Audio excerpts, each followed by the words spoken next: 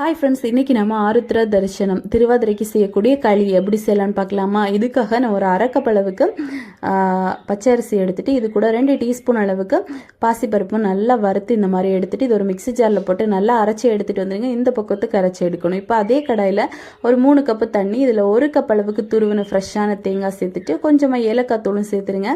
சேர்த்துட்டு இப்போ நம்ம அடித்து எடுத்து வச்சுருந்த அந்த பவுடரையும் சேர்த்து நல்லா மிக்ஸ் பண்ணி கொடுத்துட்டு இது கூட சூடான தண்ணி 3 கப்பு போல் சேர்க்கணும். சேர்த்துட்டு நல்லா கலந்து கொடுத்து நீங்கள் மூடி போட்டு ஒரு 2 நிமிஷத்துக்கு ஒருக்கா இந்த மாதிரி மிக்ஸ் பண்ணி கொடுங்க. அப்போ தான் இந்த பருப்பு அப்புறமா இந்த சாதம் எல்லாம் நல்லா வெந்து குழைவாக இந்த அளவுக்கு வரும். இப்போ மூடி போட்டு அப்படியே மாற்றி வச்சிடலாம். இனி ஒரு கடாயில் 2 டீஸ்பூன் நெய் சேர்த்துட்டு இதில் முந்திரி திராட்சை வறுத்தெடுத்துக்கலாம். அப்புறமா ஒரு கடாயில் 1 கப் அளவுக்கு சர்க்கரை சேர்த்து கொஞ்சமாக தண்ணியும் சேர்த்து இதை கரைச்சி எடுத்து வச்சுருங்க.